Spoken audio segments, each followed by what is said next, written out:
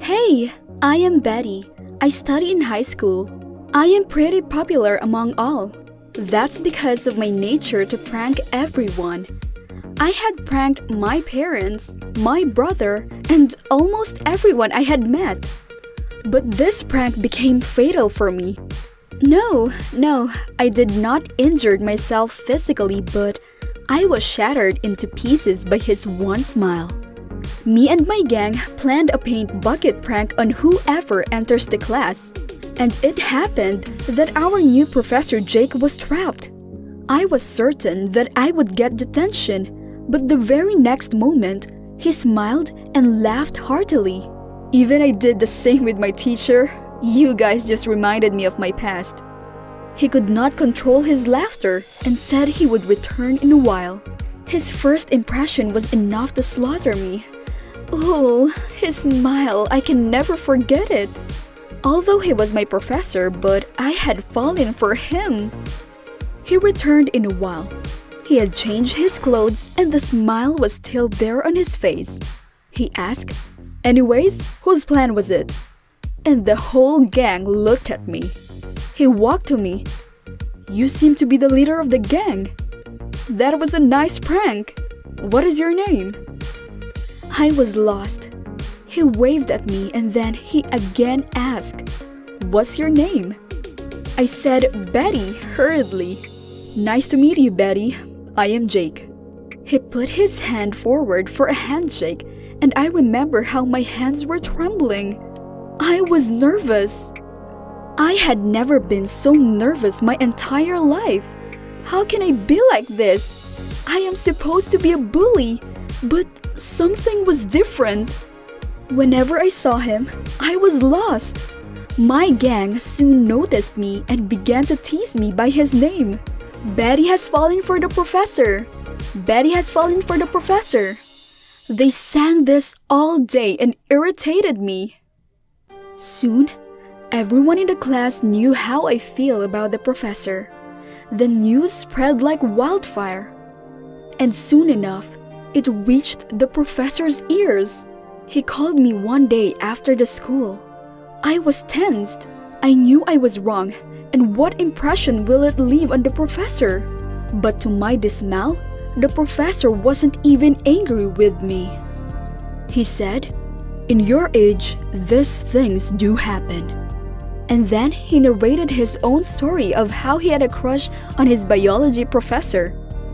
To comfort me, he even added, "Do not worry about your friends teasing you. They will always, but that shouldn't bother you." That day, I felt what an amazing person Jake was. None of my other professors had ever spoken to me. But Jake was different. My classmates continued to tease me, but they didn't bother me anymore. I was more interested in what Jake had in store for me. Soon, we started meeting after school. We hanged out together. I now began to call Jake by his name. Jake was fun to be with. He would talk to me as a friend. I even forgot that he is twice my age and was my professor. In this school prom, I danced with Jake. Oh, what a memory I could never forget. And then, he came to drop me at my place. This was the moment. I was totally into him, and he knew it. And then we kissed for the first time. I was over the moon. That night, I could sleep thinking about Jake and me. I had never dreamt that I would ever date my professor. A day later, he invited me to his house. This was our first date. We spent quality time together, and then he took me to his bedroom. We kissed and made out. I was no longer a virgin, but I was happy. I had found the man I loved, the man who cared for me. We would hang around together, watch movies, and enjoy every moment of our life as if we were the soulmates.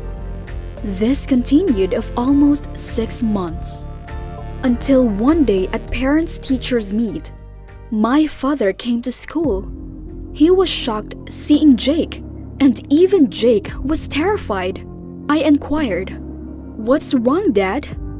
But he did not reply. I asked Jake, "What is it?"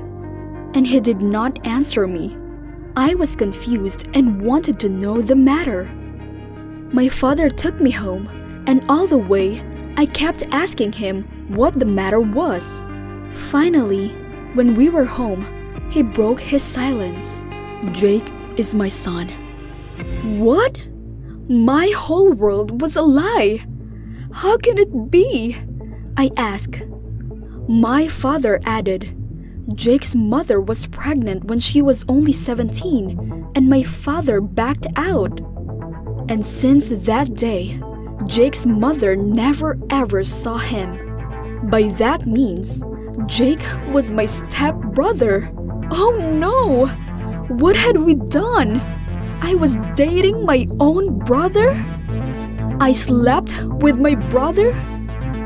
What? I was devastated. I didn't understand what should I do. I cried and cried. Guilt was building inside me. Oh, what have I done? I shouldn't have. In my guilt, I left my home haphazardly. I didn't know where I was heading. I kept walking until I heard a loud noise. Boom! I met with a fatal accident and now I am in the ICU. I don't know what would happen to me. Will I live or die? Was it my fault that I dated my own brother? Answers are yet to be found. If I live, I would surely suffer my guilt. It's better that I die and rest in peace. If you like my story, do comment and subscribe to our channel.